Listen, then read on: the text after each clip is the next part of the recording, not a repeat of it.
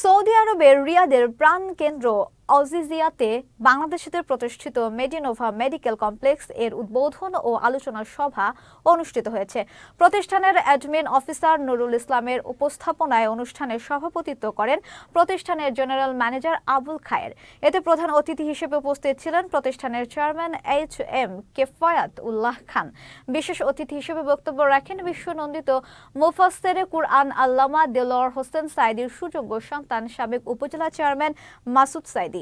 অনুষ্ঠানে উপস্থিত ছিলেন মেডিনোভা মেডিকেল কমপ্লেক্সের উপদেষ্টা আমির মিতায়াব বিন আওয়াদ, মোহাম্মদ আল মাইগেল এবং ডিরেক্টর ও শেয়ার হোল্ডার বৃন্দ সহ বিভিন্ন রাজনৈতিক নেতাকর্মী, সাংবাদিক, ডাক্তার, ইঞ্জিনিয়ার, শিক্ষক এবং ব্যবসায়ীরা। আমাদের এখানে সর্বাত্মক সার্ভিস থাকবে ইনশাল্লাহ, এবং আমাদের মূল টার্গেট হচ্ছে বিশেষ করে বাংলাদেশি প্রতিষ্ঠান হিসেবে দেশের যাতে বাংলাদেশের সুনাম অর্জন হয় বিশ্বের বুকে, সেভাবে স্মার্ট প্রতিষ্ঠান হিসেবে আমরা গড়ে তোলার চেষ্টা করতেছি, সেভাবে ম্যানেজমেন্ট করতেছি। আলহামদুলিল্লাহ আমাদের এখানে সকল সেকশন থাকবে ইনশাল্লাহ। আমরা সত্যি আজকে আনন্দিত, কারণ আমরা বাংলাদেশিরা যে পৃথিবীর যে প্রান্তেই যায় না কেন সেখানে গিয়ে বাংলাদেশের সম্মান, মর্যাদা এবং বাংলাদেশের পতাকাকে উচ্চকিত করে।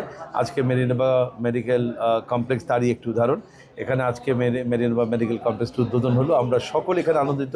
মেডিনোভা মেডিকেল সেন্টার একটা প্রবাসীদের দ্বারা পরিচালিত একটি বাংলাদেশি মালিকানাধীন প্রতিষ্ঠান। আমি সকল প্রবাসীদেরকে উদাত্ত আহ্বান জানাবো, আপনাদের রোগ শোক বিভিন্ন রকম যাবতীয় সমস্যার জন্য আপনার নির্ভয়ে নিশ্চিন্তে আপনারা এখানে চলে আসবেন। আমি আপনাদের সকল প্রবাসীদেরকে বলবো ইনশাল্লাহ আমাদের পাশে থাকবেন।